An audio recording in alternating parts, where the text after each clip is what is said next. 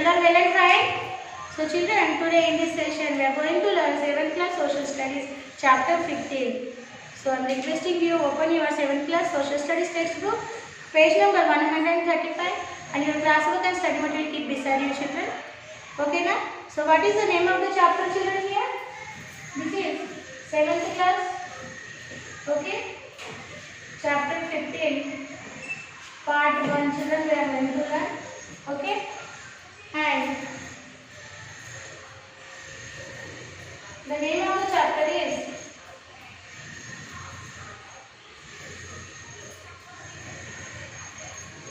Chapter 15. Establishment of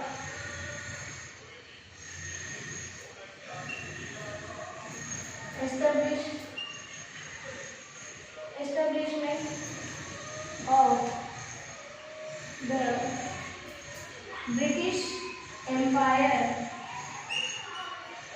British Empire in India.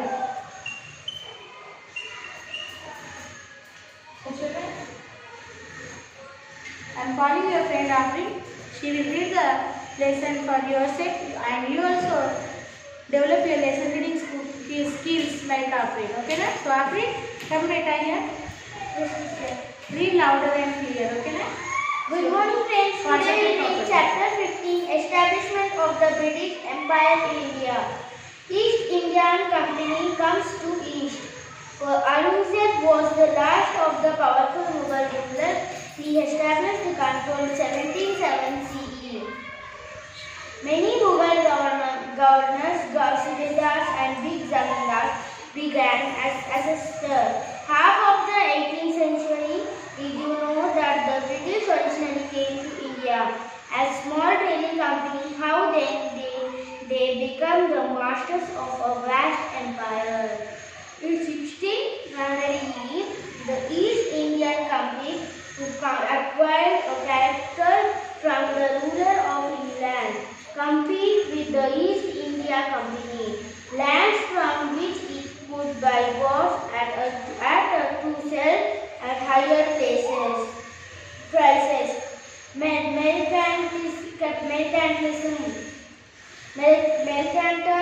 Mercantile is a business enterprise that trading companies in those made to higher rates. The Royal Charter, however, could not prevent other European powers from entering the eastern markets. By the time the first English ships sailed down the west coast of Africa, round the Cape of Good Hope, and crossed the Indian Ocean, the peasants in the western of India and a Portuguese explorer who had discovered 17th century the Dutch Holland. In the Indian Ocean, soon the French traders arrived on the scene.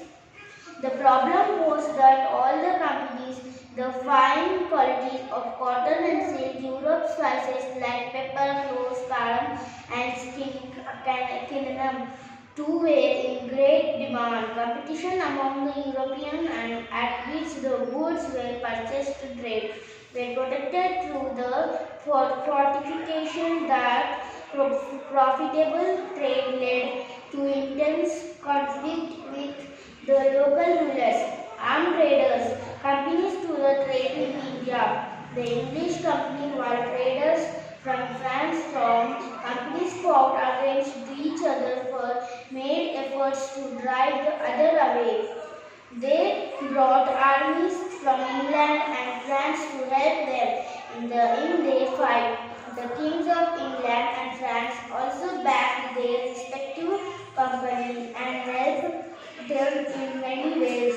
The companies acquired land in India and built their own forts to wage battles against each other.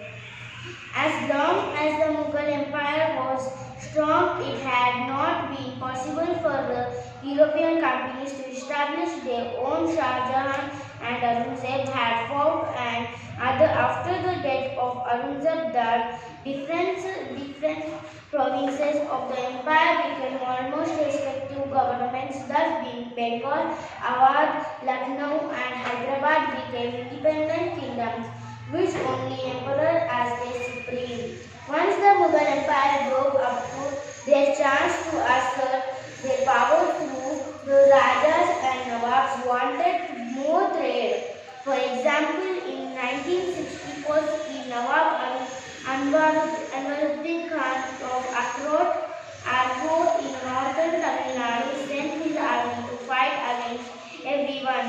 Astonished the small French, the Nawab, the European traders began to do whatever they wanted in India because of the strength of the army.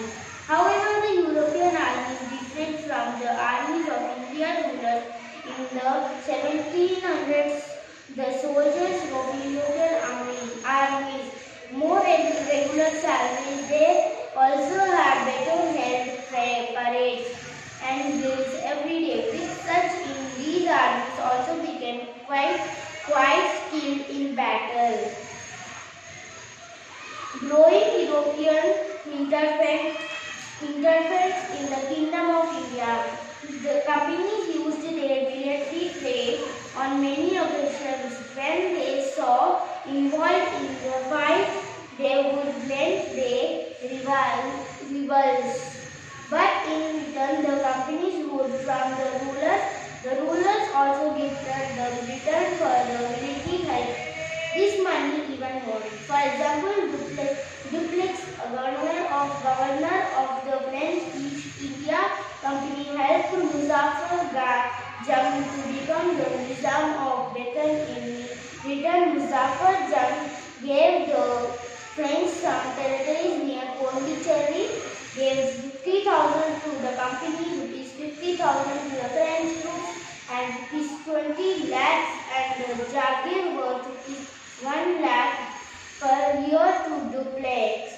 The companies also began to acquire small parts of kingdom as gifts from the local rulers. They would collect a land tax and use the money for their trading, maintaining and improving their army. So slowly, the English company began emerging victorious over the French company in the struggle for dominance in India. Misuse of the company's power. Indian rulers soon found that the India company and bearing the expenses of were also troubled by many other activities. Some Indian rulers exempted the goods purchased from their kingdoms. These are concessions. For example, employees of the company would do their own private trading, but they would show their own goods as belonging to the company to escape paying taxes. In this way, while the company got richer, its employees and officers also made a lot of money in India and returned. Discontent with England rule. The English had to fight with many kings and nawabs to establish their rule. You will learn more about their policies and constantly face resistance from the people of India. Thank you, friend. Thank you very much. So, children, you listen now after reading. You also develop your lesson reading skills. Okay, na? So, we will see now.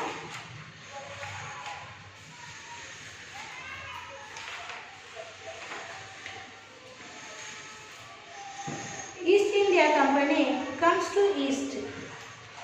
So the British starting trades through the East India Company comes to East.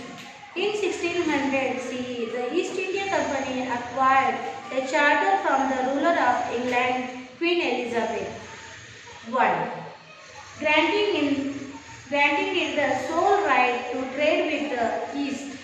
This means that no other trading group in England could compete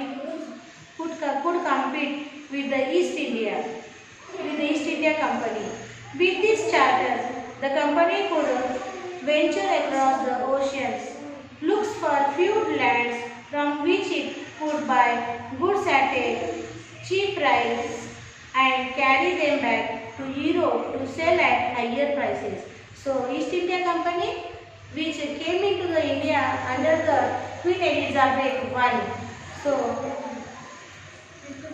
this means that other trading group in England could not compete with the East India Company. So other group into the England could not compete with this East India Company.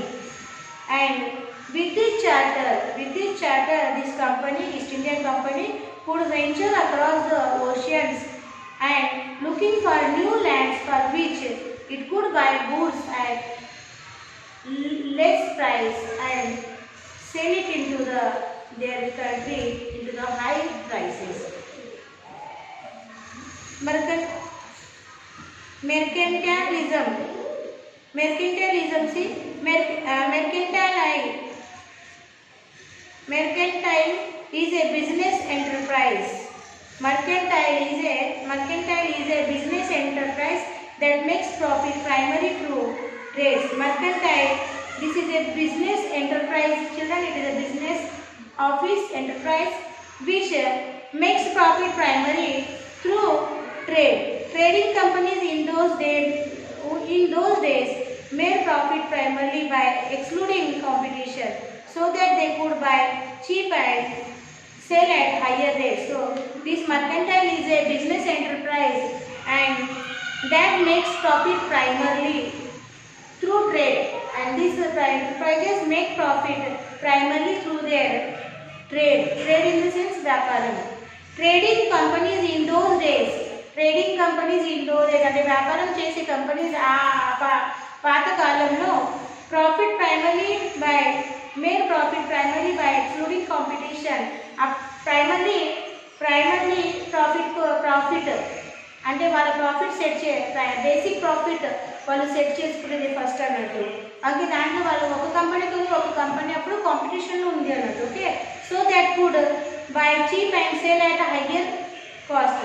So this company buy the goods in cheap cost and they will sell it in their countries in the high cost. Like this way they will make their basic primary benefits, these companies. Okay na? So the Royal Charter however could not prevent other European powers from entering the eastern markets. By the time the first English ships sailed down the west coast of Africa round to the Cape of Good Hope and crossed the Indian Ocean, the Portuguese had already established their presence in the western coast of India and had their base in Goa. So before this company, the Portuguese came into the India and they started their trade అంటే వాళ్ళ వ్యాపారం. Portuguese first వచ్చారు మన Indian కంట్రీలో. ఎక్కడ వచ్చారు? Goa. They came in to the Goa, beach of Goa and they start their trade. వాళ్ళు అక్కడి నుంచి వాళ్ళ వ్యాపారం స్టార్ట్ చేశారు. Okay, and these Portuguese came before the British. Okay, European peoples. It was Vasco da Gama, a Portuguese explorer who had discovered the sea route to India in 1498. By the early 17th century, the Dutch Holland too were exploring the possibilities of trade in the Indian Ocean. Soon the French traders arrived onto the scene. The first Portuguese sailor, Vasco da Gama, he discovered the path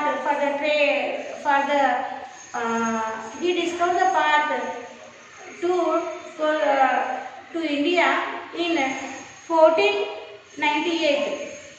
So after that the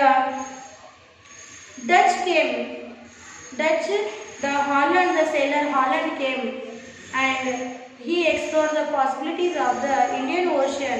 He find the route of Indian Ocean for the trade with the India, and after that French came. Okay, so first who came? Vasco da Gama, Portuguese sailor came.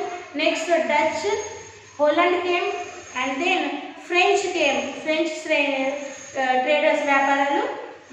వ్యాపారులు మన దేశానికి వచ్చారు. First ఎవరు వచ్చారు? Portuguese వచ్చారు మన దేశానికి వ్యాపారం చేయడానికి. సో వాస్కో ద గామా ఆయన సీ రూట్ వెతికిండు 1498లో. ఓకే, దాని తర్వాత డచ్ వచ్చారు. డచ్ హాలండ్ సెలర్ ఆయన ఇండియన్ ఓషన్లో ఓకే పాత్ వెతికి ఇండియాతోని వ్యాపారం చేసే ఉద్దేశంతో ఇండియాకి వచ్చారు. ఇంకా తర్వాత ఫ్రెంచ్ వచ్చారు అన్నట్టు మన దేశంలో. Okay, so the problems was that all the companies were interested in the buying the same goods. The fine qualities of cotton and silk produced in India had a big market in Europe. So these all traders, Portuguese, Dutch and French, these all are interesting to purchase the same good they want to purchase. The fine qualities of cotton and silk they want to purchase, which is produced in the India, had a big market in the Europe. So ఇండియాలో తయారయ్యే cotton and silk ఇదే వాళ్ళు కొనడానికి మన దేశానికి వచ్చారు. ఎవరెవరు? Portuguese, Dutch and French. వీళ్ళు మూడు దేశాలకి సంబంధించిన వ్యాపారాలు మన దేశానికి వచ్చి ఏం కొనడానికి ఇంట్రెస్ట్ పడే చూపించే వాళ్ళు మన దేశంలో పండే కాటన్ సిల్క్. ఎందుకంటే ఈ కాటన్ సిల్క్ మన దేశంలో చాలా పెద్ద మార్కెట్ ఉంది. ఇక్కడి నుంచి చీప్ కాస్ట్కి వాళ్ళు తీసుకొని వెళ్ళి అక్కడ హై రేట్స్కి వాళ్ళు అమ్ముకొని బెనిఫిట్స్ కలెక్ట్ చేసుకోగలరు, సంపాదించగలరు. ఓకేనా? Spices like pepper, cloves, cardamom and cinnamon too were in great demand. ఇంకా దీంతో పాటు వాళ్ళు ఇంకా ఏం కొనుక్కునేది మన దేశంలో నుండి? పెప్పర్, స్పైసెస్ అంటే మసాలాలు. ఓకే, పెప్పర్, క్లోవ్స్ అంటే లవంగాలు, కార్డమమ్ అంటే ఇలైచీలు, అండ్ సినామన్స్ అంటే నువ్వులు. ఇవి అన్నీ మన మసాలాకి సంబంధించిన పదార్థాలు మన దేశంలో పండుతాయి అన్నట్టు. ఇవి అన్నీ మన దేశంలో చాలా డిమాండ్, అక్కడ పండవు అన్నట్టు. సో ఇవి కొనుక్కొని ఇక్కడ మన దేశానికి వచ్చి చీప్ ప్రైస్లో కొనుక్కొని వాళ్ళ దేశానికి తీసుకొని పోయి హై ప్రైస్లో అమ్ముకొని వాళ్ళు బెనిఫిట్ని సంపాదించే వాళ్ళు అన్నట్టు. Trade was carried out with arms and trading posts were protected through fortification. These efforts of fortify settlements and carry on profitable trade led to intense conflict with the local rulers. So, కొన్నిసార్లు ఈ వ్యాపారాలు ఈ rates గురించి తగాదాలయ్యి వీళ్ళు ఈ వ్యాపారాల మధ్య వ్యాపారం చేయడానికి వచ్చిన వ్యాపారుల మధ్య ఇంకా మన దేశంలో ఉన్న రాజుల మధ్య కాన్ఫ్లిక్ట్ అంటే యుద్ధాలు కూడా జరిగినాయి అన్నట్టు. ఆర్మ్ ట్రేడర్స్ ఎవరు చూద్దాం. European traders form their own companies to trade in India. The English traders form the English East India company, while traders from France form the French East India company. Both companies fought against each other for many years to capture the trade in India. Each made efforts to drive the other way. They brought armies from England and France to help them in their fight. The kings of England and France also backed their respective companies and helped them in many ways. The companies acquired land in India and built their own force to wage battles against each other. So they came for the trade into the India, and slowly they are capturing the land from our kings, and they built the forts and they trying to settle in our countries, and like this way the conflict is began in European traders and among Indian kings. The Mughal emperors as well as many rajas and nawabs began to realize how dangerous it was to let such traders maintain armies, build forts, fight battles and use military force to establish their economic power in their kingdoms. The Mughal emperors realized this dangerous condition because these European people came for the trade in our country, and slowly they are holding slowly they are maintaining the armies, they are building the forts, and they are settling here with the military force, military power in our country, and it is very dangerous to us in the future. They realized, Mughal emperors realized. As long as the Mughal Empire was strong, it had not been possible for the European companies to establish their own military power in India. So that's why in the Mughal Empire period, so it is very hard to establish the European companies in their own military power in India. In fact, Emperor Shah Jahan and Aurangzeb had fought and defeated the European companies on a number of occasions. However, some years after the death of Aurangzeb, the different provinces of the empire became almost independent and were ruled by their respective governors. Thus Bengal, Awadh means Lucknow, and Hyderabad became independent kingdoms which only nominally acknowledged the Mughal emperor as their supreme. So, in the period of Shah Jahan and Aurangzeb, they fought with the European companies and they defeated them, and like this way they controlled the European countries' power in the India, and thus Bengal, Awadh and Hyderabad became independent kingdoms which only nominally acknowledged the Mughal emperor as their supreme. Once the Mughal Empire broke up into these small kingdoms, and when this Mughal Empire broke into the small kingdoms, the companies found their chance, assert their power. Through the Rajas and Nawabs wanted more trade. They also tried to check the growing military strength of the companies. So these European companies are providing the military support to the kings and Nawabs. When the Mughal Empire breaks into the small kingdoms, then the European companies' power is increased, and they are using their brilliant mind for the trade, and they are offering the military support to the kings, and they are taking under them, and they are doing the trade with them, and they are slowly capturing their lands. They are making the conflicts in between two kings. So like this way, they use their dirty politics to make the war among the kings. For example, in 1764 CE, Nawab Anwaruddin Khan of Arcot in northern Tamil Nadu sent his army to fight against the French company. However, to everyone's astonishment, the small French army managed to defeat the large army of the Nawab. The European traders became bolder after this victory and felt that they could do whatever they wanted in India because of the strength of their army. So, in the 1764, Nawab Anwaruddin, who is from the Tamil Nadu, he sent his big army to fight against the European companies, and in this war, the European companies defeated because they have the less army power, and the Nawab Anwaruddin having a large army. So here the French companies realized that they have to establish their army power in the India. Whatever they have to do, they have to increase their army power in the India, and because of the strength of their armies. So they wanted in India because of the strength of their armies. Whatever they wanted in India, so they increased their army power into the Indias. Okay, now children, once you do silent reading, then we will discuss the further topic.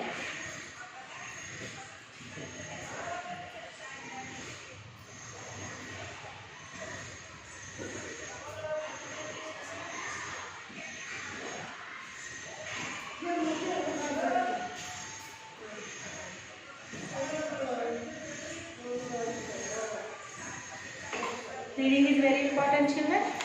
Page number 138. Growing European interference in the Kingdom of India. The companies used their military advantage to increase their profits from trade. On many occasions, when they saw two Indian rulers fighting among themselves, they would take side and get involved in the fight. They would lend their army to one side to help them defeat their rivals, but in return, the companies would demand and extract many trade concessions from the rulers.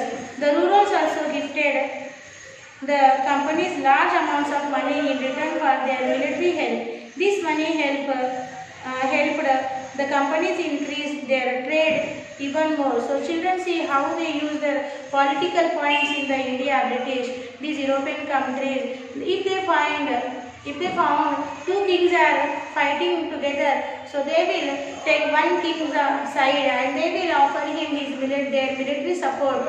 And when one king is defeated and another will get victory, so they will demand the money from the victorious king, and they will demand the trades from the victorious king.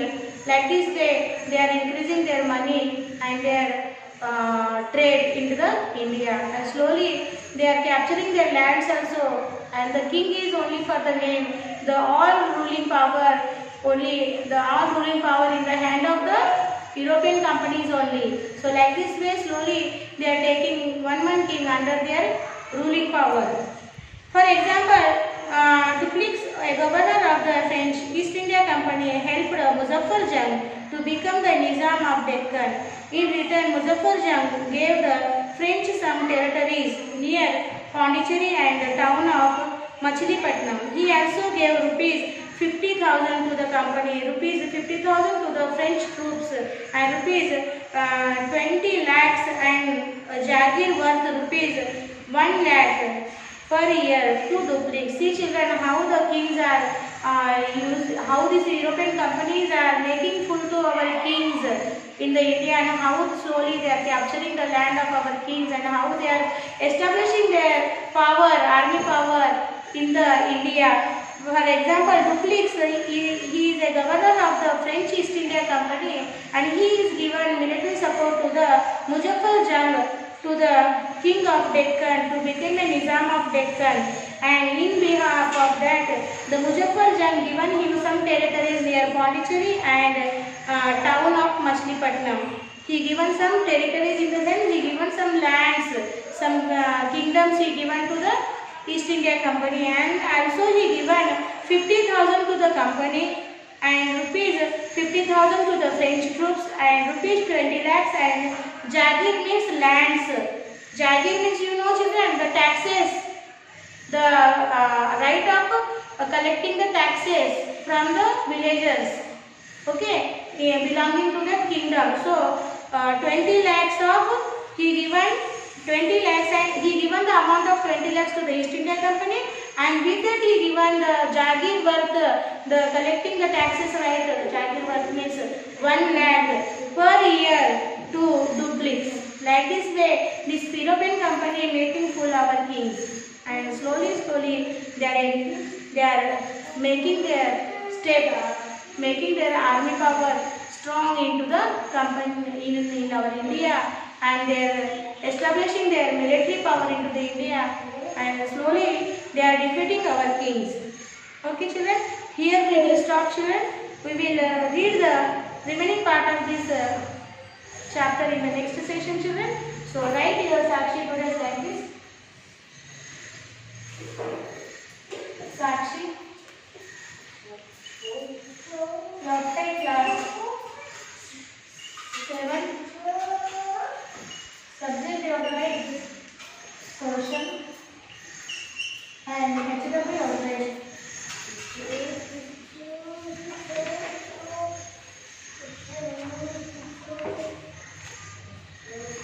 Learn and write. Question and answers. Textbook, page number 139. 139 from 139 chapter 15 in HW 1 type. And here you have to take the parent science children, and your teachers will give the science children. So do this homework children and send it to the school mail ID in a time children, in the neat handwriting. We will meet with the next part, remaining part of this chapter in the next session. Till then children, bye bye.